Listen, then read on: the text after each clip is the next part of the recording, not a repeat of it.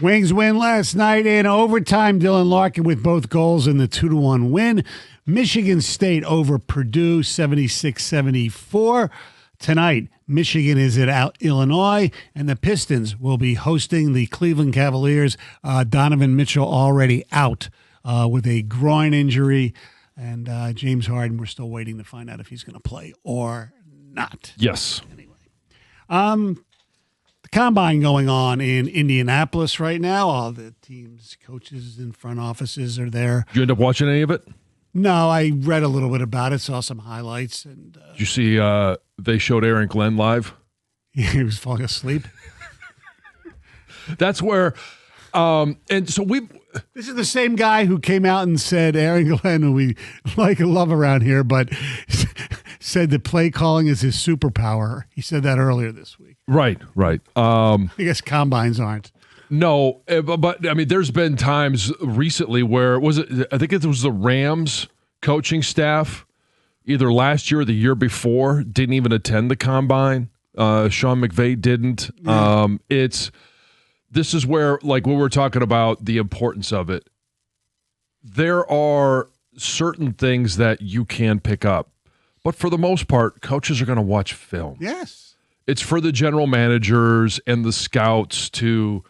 Especially the scouts, justify their jobs, right? In regards to, we got to make sure that my stopwatch that cost all of $15 is working appropriately, and did you get to compare times? And I have no problem with it. I know having the season that they had, it's not a great look to fall asleep at the combine. I don't remember if I asked you this or not. Did they have the combine when you were coming out?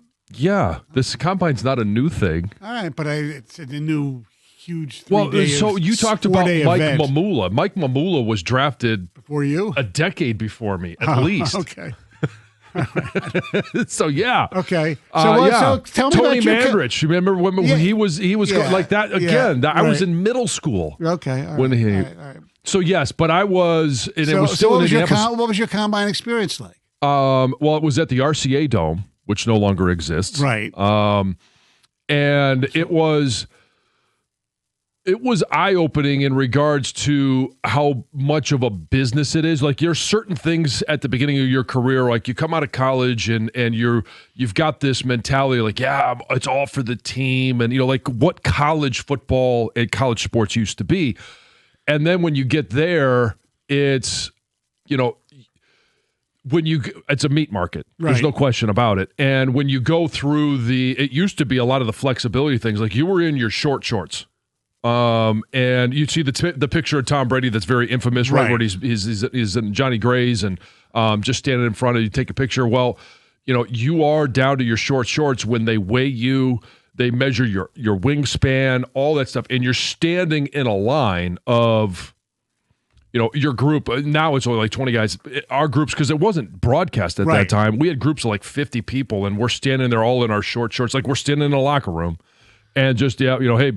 Aaron Gibson, I was, I don't know, like 3 people behind him. And at that point, I'm like, kind of feeling good about myself because I don't look like that. Yeah. In my short shorts. Well, the Lions felt otherwise. Yes, they did. But yeah, you do all that stuff, and you got to squat. Can you get into a full squat? Can you do all these things? And it's a little awkward, but hey, everyone else is doing it, and it's your dream. So. And then you have the interviews and all that. Because everybody says that's the most important thing, the individual club interviews. 10 minutes of like rapid fire stuff. Yeah, and I honestly, I love the interviews because I love talking to people and talking about the game of football. So it was easy. We did have to. Do they still have the Wonderlic test, or has that been expunged? The Giants used to do that. Yeah.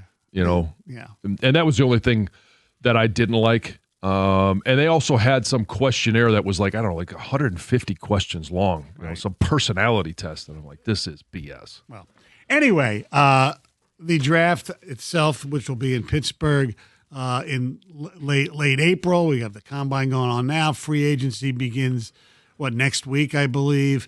So the Lions have a general manager named Brad Holmes, as we all know, and we all, pretty much think highly of. But the last couple of drafts have not exactly been good, so to speak, at least as Not of like now. his first few. His first few have been excellent.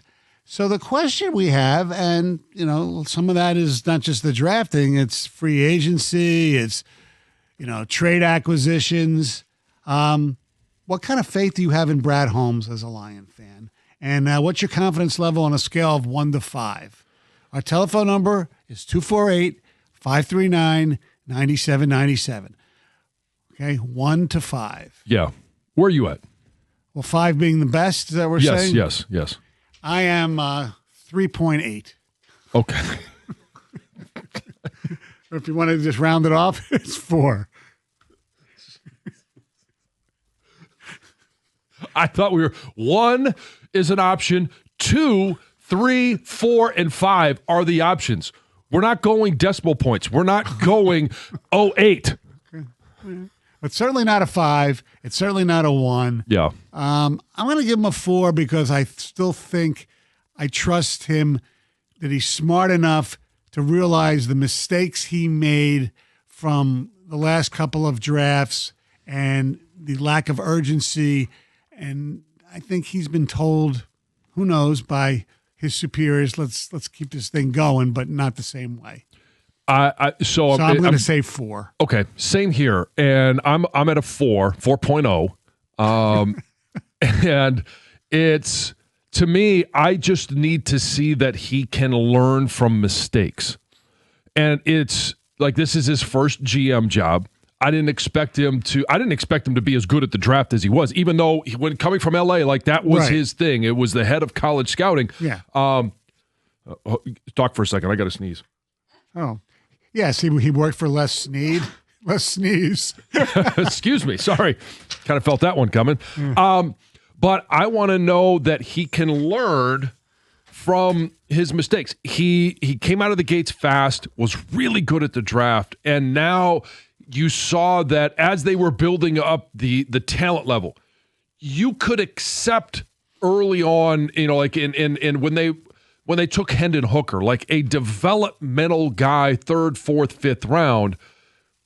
All right, you've got a depth of talent. You want to take a shot on a guy, but then it was Broderick Martin, and then it was Giovanni Manu, and even Tesla to a certain extent. Well, as far as Tesla, not in terms of development. Okay. He's not a developmental guy. He's going to be productive. I really believe that. So do I. But it was the draft capital that he got he gave up to go get him. That's a completely different topic. But has he been able to look at those and say, you know what, we're no longer in a position where we can afford to take guys that are developmental year after year after year.